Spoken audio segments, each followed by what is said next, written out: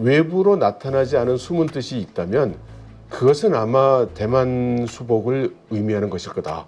TSMC는 이제 격이 달라졌다. 네. 그래서 하나의 민간 기업으로서 경영할 수 있는 수준을 좀 벗어났다.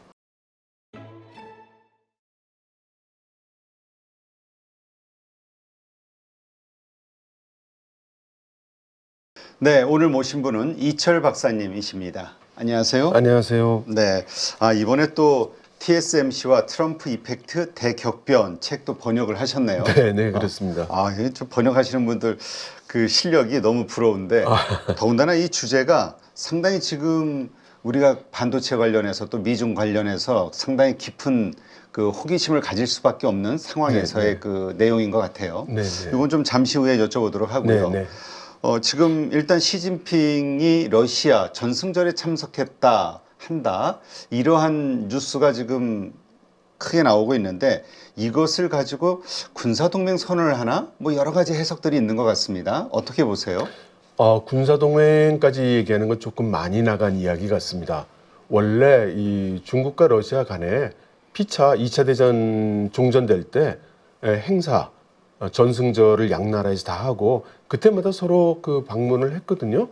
그래서 이루어지던 것이 금년에도 이루어졌을 뿐이고, 다만 최근의 지정학적 관계 때문에 중국과 러시아의 관계에 대한 그런 그 관심이 집중이 되면서 그런 여러 가지 그 추측이 나오는 것 같습니다. 네, 그렇군요.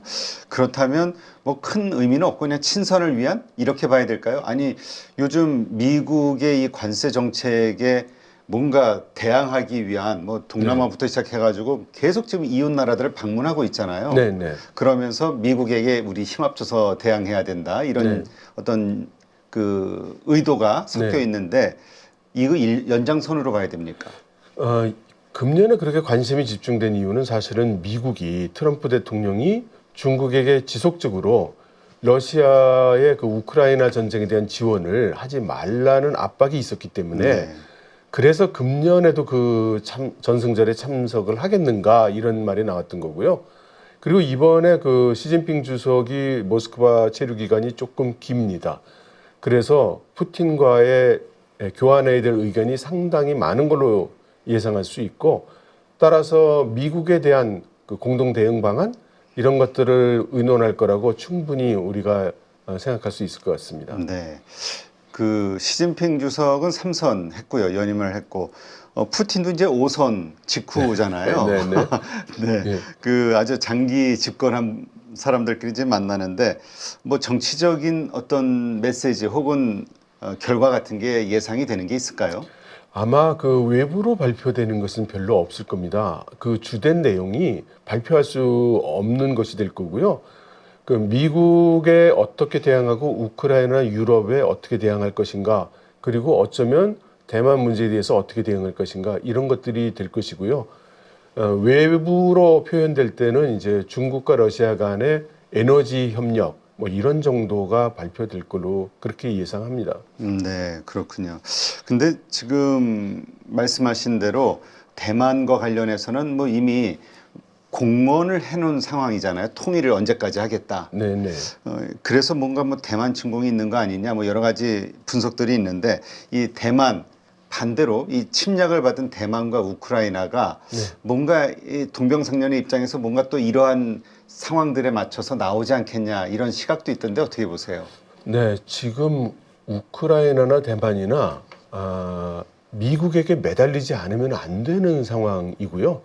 그래서 뭐 우크라이나와 대만이 힘이 남아서 서로 뭘 지원한다든가 연대한다든가 이럴 가능성은 좀 적고요. 미국의 뜻에 거슬리지 않고 미국의 뜻에 맞추기 위한 그런 노력들이 있을 걸로 생각을 합니다. 네, 그렇군요. 그렇다면 지금 중국과 러시아가 100년 변국이라는 단어를 사용을 했는데 어떻습니까? 이것이 가진 의미랄까요?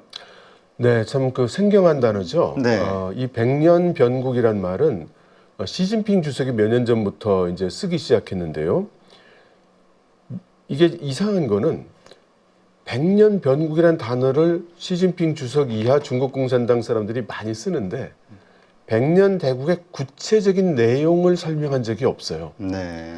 그러나 중국 내에 있는 SNS 상에 고위직 중국 공산당 간부가 설명한 것에 따르면 많은 사람들이 이것을 피상적으로 100년에 한 번 있을 것 같은 세계 정세의 변화 이렇게 해석을 하는데 또 사실은 그거 이상의 깊숙한 국가 전략적인 의미가 있다. 그래요? 이렇게 얘기를 했고요. 그리고 이 백년 변국이라는 말이 또 어떤 때 그 수면 위에 올라왔냐면 지난번 시진핑 주석이 모스크바를 방문했을 때 그때 돌아오는 길에 비행장에서 그 푸틴 대통령이 그 환송을 합니다. 그래서 그때 두 사람이 악수를 하고 시진핑 주석이 비행기 트랩을 올리려다가 네. 다시 되돌아와서 푸틴 대통령한테 이렇게 얘기를 해요. 우리 러중 두 나라는 100년 변국을 맞이하는 이런 중요한 관건 시점에 와 있다. 네. 여기서 우리 두 나라가 같이 힘을 합쳐서 그 국가의 이 전략을 잘 이루어내자 이렇게 얘기를 하거든요. 그때 푸틴 대통령이 100% 동감이다 이렇게 얘기를 했어요. 네. 그래서 저는 이걸 어떻게 해석하냐면 외부로 나타나지 않은 숨은 뜻이 있다면 그것은 아마 대만 수복을 의미하는 것일 거다. 네. 그렇게 해석하고 있습니다. 그렇다면 그 말씀은 이제 러우 전쟁에서 러시아를 뭐 경제적으로 지원한 게 사실상 중국이었잖아요. 네네. 만약에 대만 침공 수복이 된다. 중국의 네. 입장에서 그런 일련의 행위들을 할 때 발생될 수 있는 세계의 압박 네. 이런 거에 대비해서 또 러시아가 좀 지원해 주기를 바란다. 거기에 동의했다. 이렇게 이해를 해야 될까요? 그렇게 봐야 될 거예요. 그러니까 러시아가 우크라이나와 전쟁을 할 때 중국이 지원하고 만일 중국이 대만 공격을 해서 미국과 무력 충돌이 일어나는 사태가 생긴다면 러시아가 그것을 지원하는 그걸 꼭 군사적으로 지원하는 것이 아니고요. 네. 지금 우크라이나 전쟁이 일어나고 유럽에서 긴장 상황이 조성이 되면 유럽에 있는 국가들이 아시아까지 군대를 파견한다든가 물자를 지원한다든가 하는 게 굉장히 어려워지겠죠. 네. 사실 중국 입장에서 그것만으로도 충분하거니와 중국은 러시아가 현재는 아직 완전히 자급자족이 안 되는 상태이기 때문에 러시아로부터의 에너지 보급이라는 게 또 엄청 중요하죠. 그렇군요. 그래서 대만과 우크라이나가 연대 지지하지 않을까, 성명이 나오지 않을까 이런 분석들이 나온 거군요. 예, 그런데 제 생각에는 그렇게 공개적으로 연대한다는 말은 못할 가능성이 큽니다. 그렇죠. 지금 힘들이 워낙 없고 네. 결국은 이제 미국의 눈치를 서로 보면서 트럼프 대통령의 뭐라 그럴까요? 결정만 바라보는 그렇죠. 상황이다. 네. 근데 요즘 돌아가는 거 보니까 그 푸틴 대통령도 처음에 트럼프 대통령이 좀 낙관했던 것처럼 그게 말을 잘 안 듣는 듯한 느낌이 드는 것 같아요. 저는 그게 하나도 이상하지 않습니다. 지금 우크라이나 전쟁 다 이겨놨는데, 그리고 유럽이 제대로 도울 힘이 부족하고, 미국도 지금 유럽까지 와서, 무력 전쟁을 지원할 여력이 전혀 없거든요. 네. 중국도 앞에 버티고 있으니까요. 그런데 푸틴 입장에서 뭐가 아쉽겠습니까? 그렇군요. 이렇게 중국과 러시아가 밀착이 되게 되면 우리는 또 괜히 불안해지잖아요. 네. 이 워낙 다 가까이 있는 대국들이기 때문에 네. 어떻습니까? 우리나라 외교 관련해서 이건 위기로 봐야 될까요? 아니면 이 가운데서 또 뭔가 기회를 찾아볼 수 있는 건가요? 뭐 위기와 기회는 동전의 앞뒷면 같거든요. 이것은 어느 한쪽이다라고 얘기할 수는 없겠죠. 그리고 러중이 됐던 미일이 됐던 주변 강대국이 서로 연대가 강화되는 것은 우리 같은 나라 입장에서는 결코 환영할 만한 상황은 아니죠. 네. 저희들의 입지가 그만큼 좁아드는 거니까요. 네.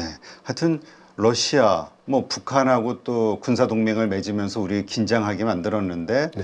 또 중국과 대만 이렇게 되면 뭐 복잡해지잖아요. 우리 뭐 주한미군이 결국은 중국을 향하게 될 것이다. 그러면 또 우리도 뭐 거기에 그 확전으로 참여될 네. 수밖에 없다. 이런 걱정들을 하는 상황이라 네. 참 어려운 상황이 될 수도 있겠네요. 네, 그렇습니다.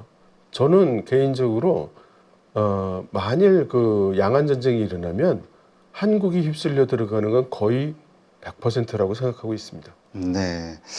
근데 그 트럼프 대통령은 지금 북한 김정은에게 계속 좀 만나자 아니면 네. 뭐 뭔가 자꾸 제스처를 취하고 있잖아요. 네. 관계 개선을 위한 네. 뭐 핵도 인정을 해주는 듯한 느낌이고 이런 것들이 중국을 포위하기 위해서라는 분석도 있는데 제가 생각할 때는 네. 지금 트럼프 대통령 입장에서 북한은 아직 순서가 아직 차례가 멀었다. 아직 안 온 것 같습니다. 일단 중국을 어느 정도 해결해 놔야 그 다음에 이제 북한을 어떻게 하든지 말든지 할 것 같아요. 네, 그렇군요. 어쨌건 이렇게 되면은 이제 G2 체제가 붕괴되는 거 아니냐. 그러면서 이제 신냉전 시대가 열리는 거 아니냐. 또 네. 이런 분석들이 있는 것 같은데요. 네, 네. 지금 그렇게 우려하는 분들이 굉장히 많습니다. 그리고 사실상 소위 신냉전 체계로라고 이야기하는 국면은 이미 수년 전에 형성이 된 거고 최근에 다만 수면 위로 올라왔을 뿐이라고 그렇게 봐야 할 것 같습니다. 네. 근데 어떻게 봐야 될까요? 우리가 냉전하면은 이제 예전 과거 미소 네. 그 냉전 시대를 떠올려 보면은 미국 이 자유민주주의 쪽은 거의 적대국이었잖아요. 네, 네. 네. 근데 지금은 또 그런 사상 이념적으로 그런 것 같지는 않고요. 네, 네. 경제적으로 이미 많은 관련들이 있는데 네, 네. 이 새로운 신냉전 체제 하에서 어떤 일들이 벌어질까? 특히 네. 뭐 반도체 산업, 네. 뭐 자동차 산업 여러 가지 걸쳐 있는 것들이 많잖아요. 네, 네. 그 말씀하신 대로 과거 냉전 시대에는 이 두 진영 간의 공급망의 결합도가 굉장히 얕았죠. 네. 근데 지금은 그 결합도가 굉장히 깊고 그래서 지금 트럼프 대통령이 중국에 대해서 이게 높은 관세를 해도 쉽게 그 공급망 전환이 안 되는 거지 않습니까? 네. 그러니 지금 양상은 매우 달라지는 것이고 더군다나 미국이 이렇게 고관세로 자신의 미국 시장을 글로벌 시장에서 분리하는 듯한 그런 영향이 올 수 있는 정책을 취하니까 아마 세계 각국은 중국 진영을 배척하는 일은 아마 보기 어려울 것 같습니다. 네, 그렇군요. 근데 이렇게 되다 보면 이번에 번역하신 그 TSMC와 네. 트럼프 이펙트 네. 뭐 이 책에서 말하는 어떤 대격변 네. 중국이 대만을 침공한다면 우리 과거에 몇 년 전에 나왔던 이야기가 TSMC 폭파해야 된다. 뭐 예, 미국에서 나온 얘기잖아요. 네, 네. 이 TSMC가 도대체 어떻게 될까? 네, 영향력이 지금 상당히 커진 상황이잖아요. 세계적으로. 그렇습니다. 그래서 지금 이 콜린 황, 이 양반은 어떻게 이야기를 하냐면 TSMC는 이제 격이 달라졌다. 네. 그래서 하나의 민간 기업으로서 경영할 수 있는 수준을 좀 벗어났다. 아, 그래서 지정학적인 상황과 이제 독립적이 되려고 해도 될 수가 없는 그래서 두 가지 상황이 가능한데 하나는 힘이 없는 자가 너무 귀중한 걸 가지고 있으면 두들겨 맞고 뺏길 수 있다는 그런 그렇죠. 두려움과 네. 이 하나 있고 또 하나는 이거를 놓치면 그러면 자기가 쓸모없는 존재가 돼서 또 취급을 못 받는 이런 그 딜레마가 있다는 거죠. 그래서 TSMC의 최고 경영진들이 지금 그 중국어로는 이제 그 우리의 회장 또는 이사회 의장 네. 이런 직무를 동사장이라고 하는데 TSMC가 동사장을 두 사람을 뒀다고 합니다. 아, 그래요? 예, 그래서 한 사람은 이 지정학적인 여기에 전념하고 한 이쪽. 사람은 경영에 운영에 전념하고. 그러니까 이 지역을 나눈다는 게 아니라 네, 네, 그 이 위기, 그렇죠. 미중 관계에서의 이 위기에 예. 빠진 TSMC 대만의 문제 이런 네. 것들과 관련된 것만 집중해서 네, 업무를 본다. 네. 네. 그리고 또 하나는 이제 많은 분들이 이제 TSMC가 독일이나 일본이나 아리조나로 그 공장을 새로 만드는 거에 대해서 압박을 받아서 할 수 없이 네. 그 세운다고 보는 의견들이 많은데요. 그렇죠. 최초에는 그랬던 것 같아요. 네. 그런데 중간에 이러고 있다가 정말 공격받을 수 있겠다.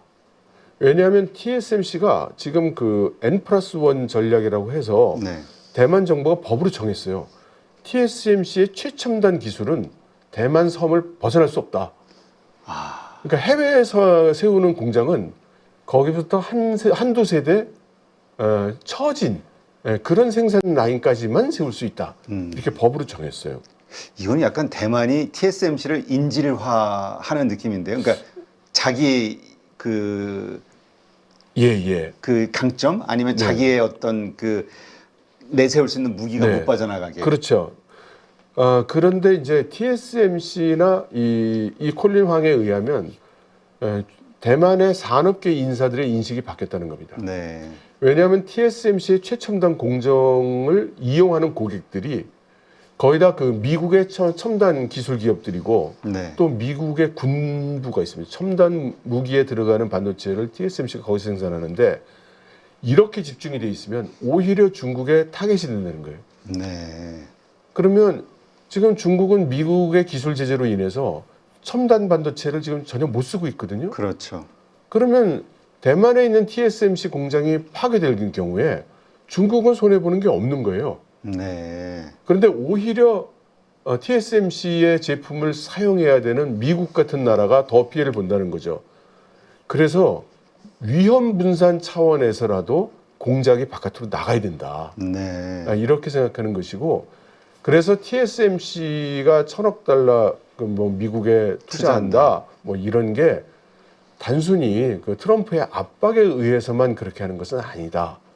그렇게 이야기하고 있습니다. 네. 근데 어떻습니까? 미국 입장에서는 그렇게 1,000억 달러 엄청난 돈을 투자할 경우에 최첨단이 좀 오기를 바랄 텐데 네. 대만에서 일단 법으로 그렇게 규제해 놨다면 네. 갈 수는 없는 거잖아요. 그런데 이제 트럼프 입장에서는 이미 그 대만은 소나기에 들어온 하긴 그런 것까지요. 무기라든가 예. 그러니까 처음에 TSMC가 그 해외 공장을 세울 때에는 그야말로 레거시 칩 공장을 세우려고 했습니다. 원래 네. 계획이. 그래서 일본에 세우려던 구마모토에 세우는 공장도 원래는 35나미 정도의 레거시 칩 수준의 공장 생산 라인을 한다고 했는데 지금 그게 이제 5나미로 변했고요. 네. 지금 그 아리조나 공장도 지금 3나미, 뭐 5나미 이렇게 그 내리고 있고 앞으로 그렇게 더 내려가겠다는 거니까 트럼프 대통령 입장에서는 지금 그거를 굳이 다 옮겨와 이렇게 압박할 필요는 없죠. 지금 있는 것부터 하나씩 처리해도 그것도 되니까요. 최첨단이니까. 예. 네. 알겠습니다. 근데 이렇게 됐을 때 만약에 실제 그런 상황이 벌어진다고 했을 때는 우리나라도 상당히 제한급 위기가 올 수 있을 것 같다는 생각이 드는데요. 공급망 이슈 때문에. 저희 같은 경우에는 사실 TSMC의 제품을 이용하는 거는 그렇게 많지는 않죠. 그런데 거꾸로 우리는 TSMC의 SK 하이닉스가 HBM을 굉장히 많이 팔고 있기 때문에 그것 때문에 여태까지 우리나라가 대만의 무역 적자를 보고 있었는데 지금 흑자로 바뀌었거든요. 네. 그래서 그런 일이 일어난다면 우리나라로서는 상당한 충격을 받을 수밖에 없죠. 네. 근데 이 대만 침공 이 이슈가 불거졌을 때 몇 년 전서부터 우리가 기대했던 것이 그러한 상황을 우려한 글로벌 그 기업들이 뭐 빅테크 기업들이나 이런 기업들이 삼성전자에게도 좀 물량을 나눠주지 않을까 생각했었는데 좀 실망스러운 결과가 나왔죠. 그것은 제 생각에는 그건 온전히 삼성의 잘못입니다. 그 기회를 못 살린 건. 그렇죠. 그러니까 고객사들이 삼성에게도 기회를 주고 싶어 했고 지금도 주고자 하고 둘째로는 TSMC도 삼성의 파운더리가 생존하기를 바랍니다. 지금. 네. 그러니까 TSMC의 생각은 뭐냐면 혼자만 파운더리를 하고 있으면 고객들의 이제 방어가 시작된다는 거예요. 네. 자기들이 자기들의 종속도가 커지니까 그래서 2등, 3등 정도는 있어주는 게 자기들이 좋다. 전략적으로. 네. 그 대신 자기들은 한 7, 80% 먹고 2등, 3등은 뭐 조금만 먹고 이런 국면이 되는 게 TSMC 입장에서는 베스트다. 네. 그렇게 이야기하고 있습니다. 알겠습니다. 하여튼 이 TSMC라는 이슈 전혀 생뚱맞게 우리하고도 상당히 큰 어떤 그 미래 안보와 관련해서도 그렇고 공급망 이슈와 관련해서도 그렇고 이슈가 될 수밖에 없는 사안으로 봐야 되겠네요. 네. 네. 이번 5월부터가 저는 강력한 기회가 될 거라고 생각을 합니다. 이번 기회를 여러분들 또 놓치게 되신다면 한참을 또 돌아가셔야 될 수도 있습니다. 그래서 지금 이러한 시장에 맞는 종목들과 섹터들로 여러분들이 수익을 만들 수 있는 기술을 알려드리려고 합니다. 실전 매매 기법 훈련반 1기를 통해서 이미 그 효과는 검증이 되었어요. 드디어 방향을 잡았다. 장이 안 좋음에도 불구하고 계좌가 빨간색입니다. 뭐 이런 피드백들을 주셔서 2기에서는 시장에 맞춘 실전 강의, 진짜 수익을 위한 훈련이 진행된다 라고 생각을 하시면 될 것 같아요. 이번에 한 번의 결정이 여러분들의 계좌를 수익이 나는 계좌로 만들어 드릴 수 있는 그런 기회가 될 거니까 이 기회를 꼭 놓치지 않으셨으면 좋겠습니다.